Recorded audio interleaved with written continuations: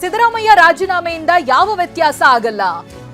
ಹೋದ್ಯಾ ಪಿಶಾಚಿ ಅಂದ್ರೆ ಬಂದ್ಯಾವ್ ಗವಾಕ್ಷೀಲಿ ಅನ್ನೋ ರೀತಿ ಆಗಿದೆ. ಭಟ್ಕಳದಲ್ಲಿ ವಿಪಕ್ಷ ನಾಯಕ ಆರ್ ಅಶೋಕ್ ಈ ರೀತಿ ಮಾತನಾಡಿದ್ದಾರೆ. ಸಿದ್ದರಾಮಯ್ಯ ಹೋಗಿದ್ದಾರೆ, ಡಿ.ಕೆ. ಶಿವಕುಮಾರ್ ಬರ್ತಿದ್ದಾರೆ, ರಾಜ್ಯದಲ್ಲಿ ಯಾವುದೇ ಅಭಿವೃದ್ಧಿ ಕೆಲಸ ಆಗಲ್ಲ ಅಂತ ಆರ್ ಅಶೋಕ್ ಹೇಳಿದ್ದಾರೆ.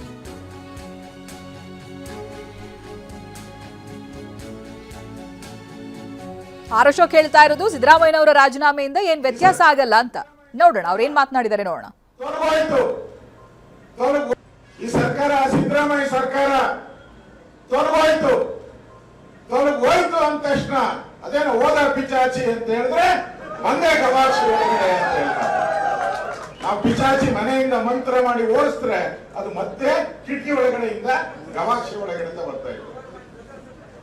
ಮೊದ್ಲೆಲ್ಲ ಎಣ್ಣೆಯಲ್ಲಿ ಕಬಾಬ್ ಮಾಡ್ತಾ ಇದ್ರಲ್ಲ, ಏನೋ ಎಣ್ಣೆಯಲ್ಲಿ ಹಾಕಿ ಬೇಯಿಸ್ತಾ ಇದ್ರು.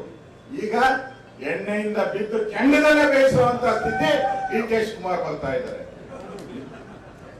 ಈ ಸರ್ಕಾರ ಸಿದ್ದರಾಮಯ್ಯ ಸರ್ಕಾರ ತೊಲಗೋಯ್ತು ಅಂದ ತಕ್ಷಣ ಅದೇನೋ ಹೋದ ಪಿಚಾಚಿ ಅಂತ ಹೇಳಿದ್ರೆ ಒಂದೇ ಗವಾಕ್ಷಿ ಒಳಗಡೆ ಅಂತ ಹೇಳ್ತಾರೆ.